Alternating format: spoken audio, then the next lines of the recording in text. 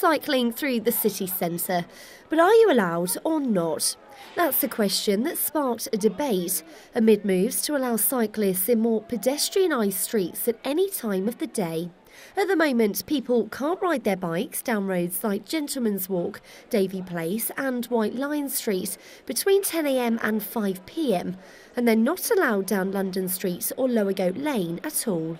We've got different rules for cyclists at different times, and that's evolved over a period of time, so it's really unclear when you're walking along the street and see a cyclist cycling by whether or not they should be there at that point. And because of the ambiguity and the confusion, cyclists are cycling in areas at times that they shouldn't. That creates confusion. We want to rationalise that and make it much clearer. And amid the confusion with different restrictions in different streets, the City Council has been consulting over changes.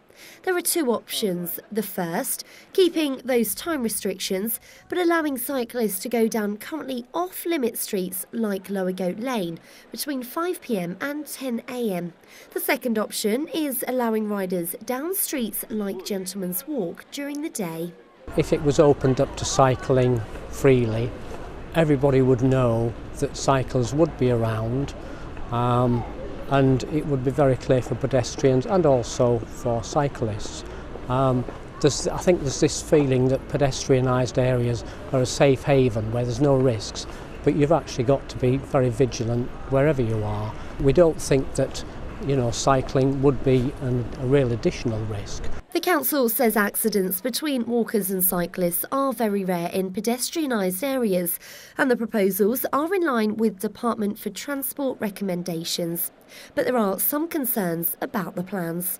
The idea that you can have the same rule in every street, we don't think is going to work, because some streets like this one are so narrow and they're quite busy in the evenings that the idea of allowing cyclists down here in the evenings I think could be quite dangerous. And certainly in Gentleman's Walk, I was in Gentleman's Walk last week where it was very busy, and there was one of these cyclists who thinks it's sort of competition was weaving in and out of it, but it was actually quite frightening. And you only need one cyclist like that, and it really does worry pedestrians. A decision over any changes is due to be made at a meeting next month. It probably won't please everyone, but at least it will give us a clear sign about when we can be in the saddle in our city. Christina Brinkley, Mustard TV, Norwich.